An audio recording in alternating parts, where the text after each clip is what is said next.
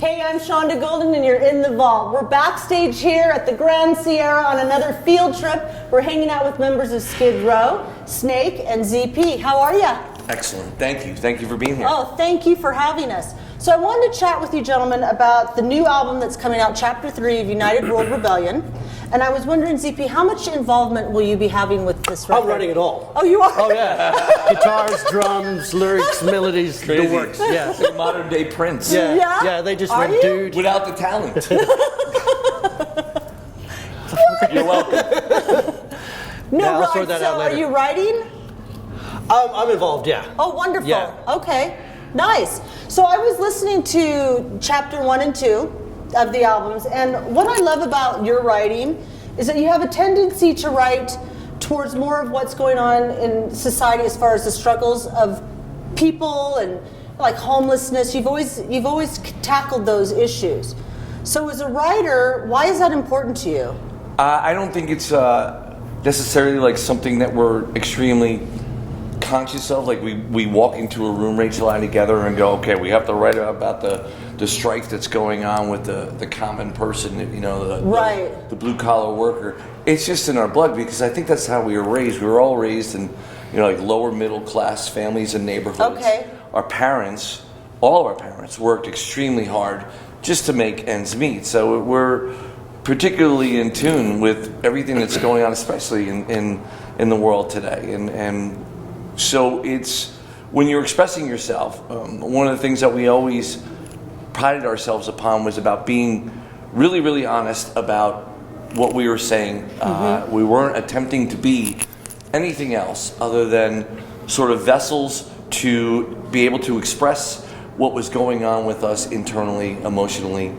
And we are, of course, like every other human being, we're affected by our surroundings profoundly. Yes. And always have been. And so whether it's something personal within our family or friends or what we see in the newspapers, what we see going on around the world, we tap into that. We're not a political band by any stretch. No, not at all. And that's Which I appreciate. Yeah, I mean, look, we're musicians and we're songwriters, and you know, I could barely play a G chord. So for me to sit there and attempt to stand on a soapbox and Right. profess this educated wisdom regarding what's going on in the political climate today, it would be disingenuous, and I would get kicked off the soapbox immediately Right. by people much smarter than me. And so I think it's really important that you remain true to who you are always, and that's what we do. We don't follow trends or anything like that. Right. And so maybe that's hurt us in the past, but who cares? I'd rather be able to look us in the mirror and say, you know what? We stay true to our heart and our spirit. And That takes a lot of integrity. No, thank you. No, really, it does. I appreciate that. Yeah, thanks. I love We Are the Damned. Thank you. Nice and heavy. Yeah. Yeah. I was really pleasantly surprised Good. that it was so heavy.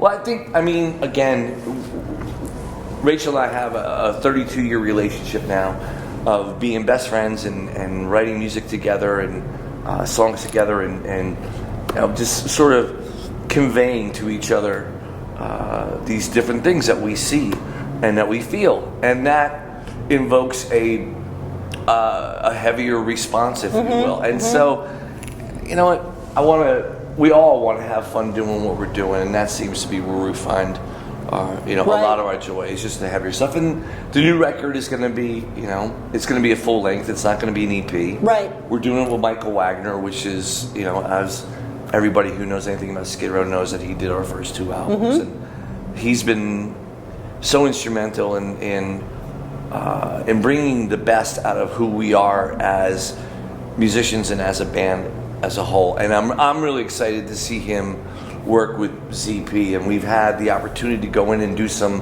pre-production already in between touring, and I can see Michael zoning in, and it's going to be really great to see what happens between the two of them, because Michael is just, he has an innate sensibility and of being able to pull out things within you that you didn't know that you had. Okay, wonderful. Yeah, well, I like the ballad that you had on the second, chapter 2, Catch Your Fall. Yeah. That's beautiful. A little heavy for a ballad. Are you guys going to scale it back? Maybe kind of like I Remember You? A I don't little know. bit? You know what? We're still writing for. We have a bunch of stuff. I scale written. it back. I mean, as far as like not so heavy. I don't know. I mean, I think it all come out when we get into the studio. Yeah. Because one of the things that we've maintained is that we don't have any limits on ourselves. Wonderful. And why? And so, especially with Z being in the band now, and he can sing anything, so you don't have to worry about throwing something in front of him and going, oh man, I hope he can hit that note or whatever. No, he can't. There's not a worry about that. Yeah. So you're able to just sit there and go as far as you want to go. Right. And I find him, like we were just in the studio a couple days ago, demoing up some stuff, and there's a tail end of a song, and he just starts going off, and you're going, wow, it's so great to be able, to have a situation where you don't have to worry about giving somebody something or approaching somebody with an idea and have it not be doable. It basically comes down to, yeah, he can do it. It's do we all like it or do we not like it? Right. So it's not about execution. It's about whether the idea works or not. And that's really a great space to be in. That is. So back to I Remember You, because I was on YouTube and I was like looking around, and I saw that Carrie Underwood had done a cover, and I became a little obsessed with that song because it's so brilliant. Thanks. And it captures that moment in our time because this is our generation, Yeah. right? So when you first went out in the crowd to sing it, that song, what was your emotion towards that? I mean, were you nervous or did you feel like, holy shit, because that's such a huge song, I don't right? think that the single song actually bothered me. No? There was 13 songs that I had to get through in front of 7,000 people as a first show. I got chucked in the deep end. Okay, yeah, because that song is so endeared to so many people. Absolutely. You know yeah. what I mean? It's such a special song. Yeah.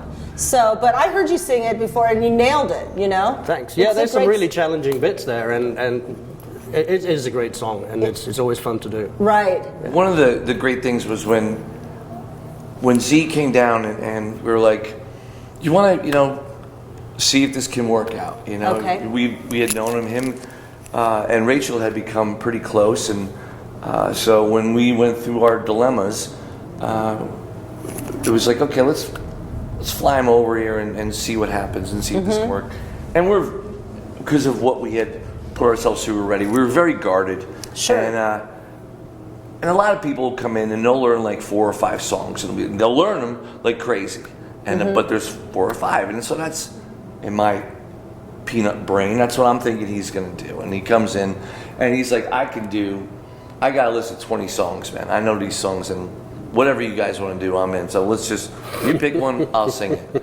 And I was really impressed by that because it showed a really good work ethic. Right. And it wasn't, he didn't come in with this idea of like, okay, I'm going to get this gig, or I'm going to work really hard to get this gig, so it becomes a springboard for my career, my ego. It was more like, well, a lot more like, I want to come in and I want to be a part of this, and let's see what we could do. Let's bring this thing, to other levels, and let's have fun. And it's about